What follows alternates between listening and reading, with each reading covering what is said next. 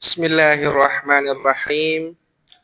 Assalamualaikum warahmatullahi wabarakatuh. Alhamdulillah, alhamdulillahi rabbil alamin. Wa bihi nasta'in ala umuri dunya waddin. Wassalatu wassalam ala ashrafil anbiya'i wal mursalin sayyidina wa maulana Muhammadin wa ala alihi wa sahbihi ajma'in. Amma ba'du. Subhanaka la ilma lana illa ma 'allamtana innaka antal alimul hakim. Rabbi shrah li sadri wa yassir li amri wahlul 'uqdatam min lisani yafqahu qawli. Allahumma inna nas'aluka ilman nafi'a wa rizqan thayyiba wa amalan mutaqabbala. Allahumma ya Allah, anugerahkan kepada kami sekalian ilmu yang bermanfaat, rezeki yang baik, halal serta barokah, dan terimalah semua amal ibadah, amal kebaikan kami. Allahumma amin ya rabbal alamin. Alhamdulillah, bersyukur kepada Allah subhanahu wa ta'ala atas semua nikmat yang diberikan oleh Allah kepada kita, sehingga dengan beragam nikmat tersebut salah satunya kita bisa hadir pada malam hari ini untuk seperti biasa melanjutkan kajian kitab Al-Adhkar karya Imam An-Nawawi rahimahullahu rahmatal abrar. Di pertemuan terakhir 2 pekan silam kita sudah mendapatkan pencerahan dari Imam Nawawi lewat kitab Al-Adhkar ini tentang doa dan zikir untuk berbagai situasi dan kondisi. Termasuk di antara pembahasan yang paling akhir yang sudah kita tuntaskan adalah yaitu pembahasan ketika kita menghadapi situasi yang emosional atau pada saat kita tengah dirasuki oleh api kemarahan. Maka amalan yang ditulis oleh Imam An-Nawawi rahimahullah berdasarkan sumber sunnah Nabi Muhammad sallallahu alaihi wasallam itu kalau dalam bentuk ucapan, maka ucapannya adalah dengan mengucapkan kalimat ta'awudz, yaitu membaca a'udzu billahi minasyaitonir rajim, yang artinya aku berlindung kepada Allah dari godaan syaitan yang terkutuk. Kemudian cara antisipasi atau juga untuk mengendalikan emosi, mengendalikan kemarahan yang membuncah di dada dalam bentuk perbuatan, itu diantaranya yang disampaikan oleh Imam Nawawi lewat sunnah Nabi Muhammad sallallahu alaihi wasallam adalah dengan kita melaksanakan wudu. Dengan melakukan ibadah wudu, ambil air wudu. Ini juga berdasarkan sumber dari Rasul sallallahu alaihi wasallam, di mana beliau sallallahu alaihi wasallam itu menegaskan bahwa kemarahan itu asal usulnya dari syaitan, dan syaitan itu diciptakan dari api. Maka kalau seseorang itu dilanda oleh api kemarahan, setan itu diciptakan dari api, dan api itu hanya bisa padam dengan air. Maka ketika kita itu dalam kondisi yang tersulut oleh provokasi, oleh emosi, maka hendaklah kita memadamkan api kemarahan tersebut dengan mengambil air wudu.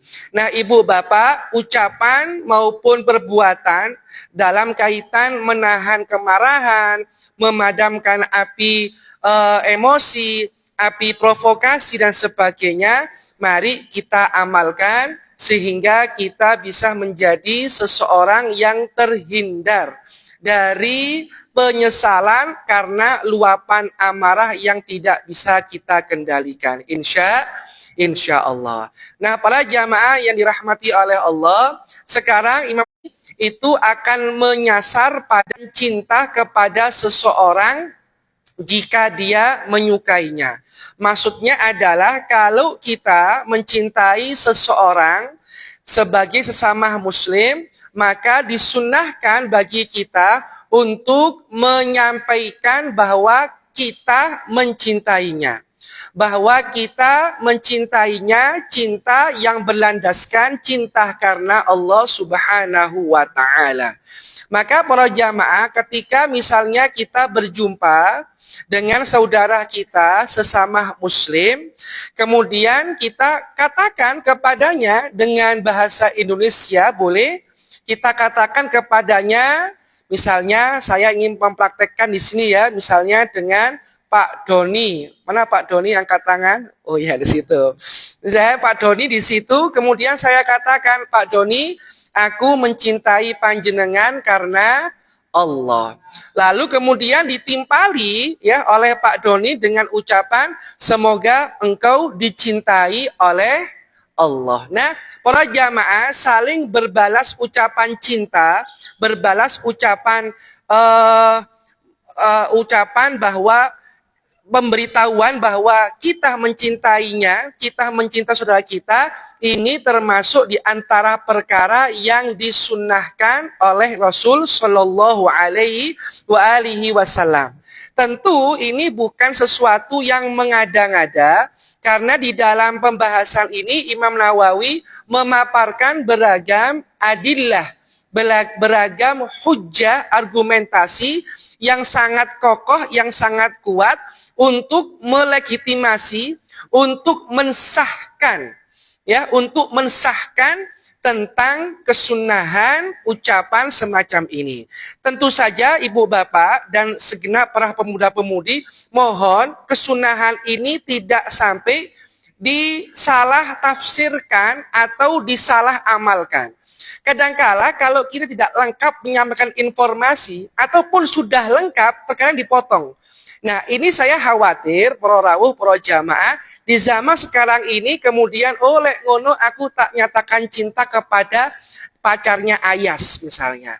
Nang pacarku, itu kan sunnah Nabi. Kata dia seperti itu kan, kata Pak Ustadz pengajian di Masjid Al-Mustaqim, itu katanya sunnah mengucapkan, memberitahu kalau seseorang mencintai seseorang yang lain. Nah, ini kemudian dia menyalah tafsirkan, menyalah amalkan, dia gunakan untuk menyatakan cinta kepada pacarnya. Nah, ini ibu bapak yang dirahmati oleh Allah, ini tentu tidak boleh ya. Ini sudah maksiat, tapi menggunakan ya seolah-olah menggunakan hadis Nabi untuk melegitimasi kemaksiatannya. Naudzubillah min dzalik. Ya, kalau seseorang maksiat, ya, itu kemudian tanpa pakai pembenaran dengan hal-hal yang berkaitan dengan sunnah Nabi, ya insya Allah mungkin dosanya tidak seberapa besar dibandingkan orang yang sudah maksiat pakai bawa-bawa nama Nabi Muhammad Sallallahu Alaihi Wasallam. Ya, ada seseorang mengatakan kepada pacarnya, yang ayang, aku cinta ambil awakmu karena Allah Ta'ala. Ya gitu kan. Kemudian pacarnya itu juga membalas, semoga Allah mencintaimu juga wahai ayang. Misalnya seperti itu.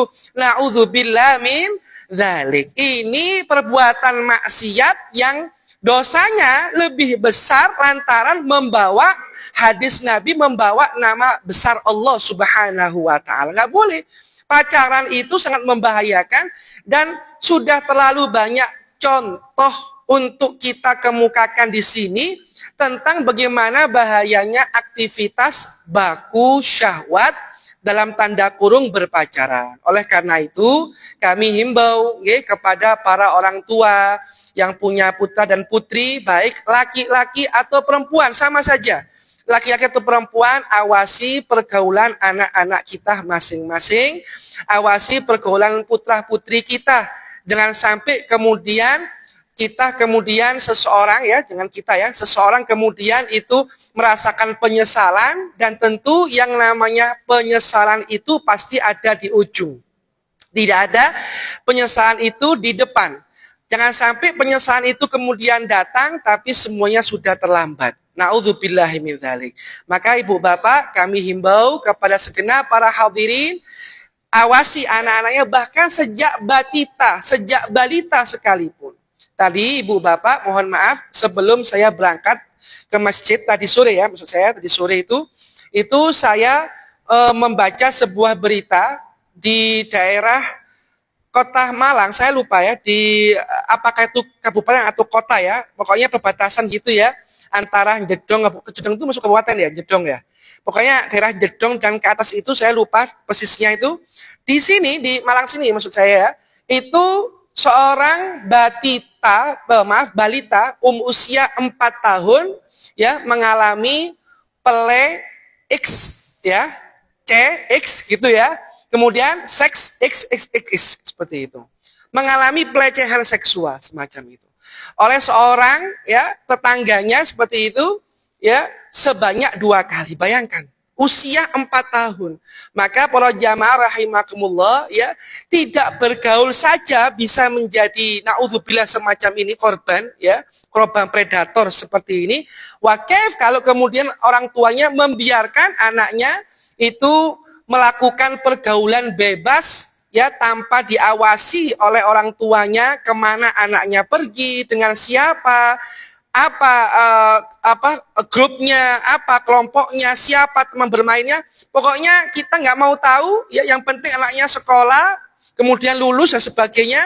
Ini tidak boleh terjadi. Ayo ibu bapak, kita membangun kesadaran mulai dulu sampai kapanpun juga tentang pentingnya pengawasan terhadap pergaulan anak-anak kita. Oke, kita kembali lagi kepada pembahasan ini ibu bapak. Disunahkan bagi seseorang untuk menyatakan ya cinta kepada saudaranya sesama muslim.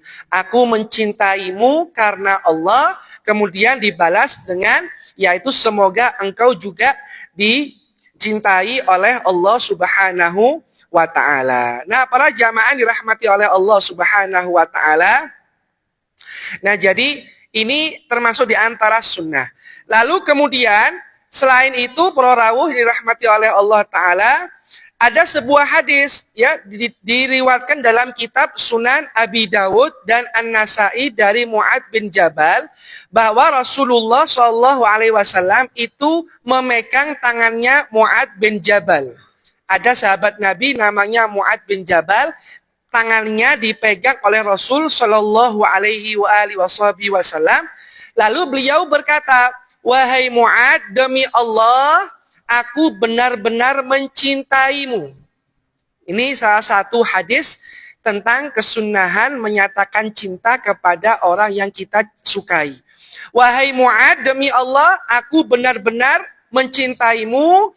Aku wasiatkan kepadamu, wahai Mu'ad, yaitu janganlah engkau, niki wasiatin ya ibu bapak, janganlah engkau pernah meninggalkan untuk membaca doa setiap selesai sholat dengan bacaan Allahumma a'inni ala dzikrika wa syukrika wa husni ibadatika.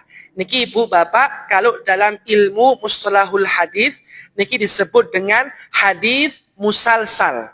Nggih, hadis musalsal. Jadi Nabi megang tangannya Mu'ad, kemudian Nabi mengatakan, Mu'ad, aku mencintaimu karena Allah. Dan aku wasiatkan kepadamu setiap kali engkau selesai sholat, ojo lali sampeyan boco doa, Allahumma ya Allah, a'inni, bantulah diri hamba. Tolonglah diri hamba, ala zikrika, untuk senantiasa ingat kepadamu, wa syukrika, bantulah aku untuk selalu bersyukur kepadamu, wa husni ibadatika, dan bantulah aku untuk bisa selalu meningkatkan kualitas ibadahku kepada engkau ya Allah. Nah, ngoten Ibu Bapak, kita baca niki khususnya setiap kali selesai sholat. Nah, niki termasuk di antara hadis yang menjadi dalil tentang kesunahan untuk memberitahu bahwa kita mencintai seseorang. Nah, kemudian para rawuh dirahmati oleh Allah Ta'ala, begitu juga ya, diriwayatkan juga bahwa Rasulullah bersabda, jika seseorang menganggap orang lain itu adalah saudara, maka hendaknya dia menanyakan namanya, nama bapaknya, dan dari keturunan siapa. Karena ya, hal ini itu bisa memperkuat rasa cinta.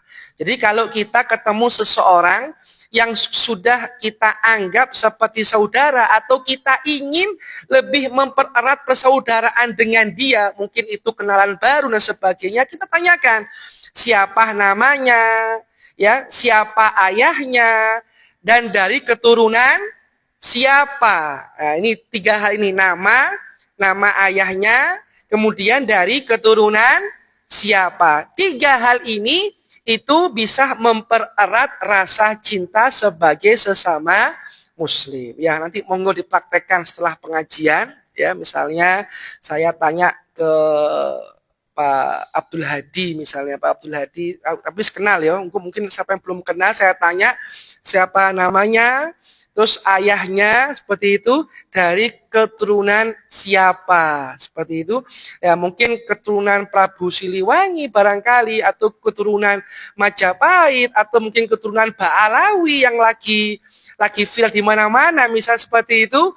Hal-hal seperti ini Ibu Bapak itu bisa mempererat rasa cinta. Bukan untuk kemudian saling unjuk nasab, bukan untuk bangga-banggaan nasab, bukan.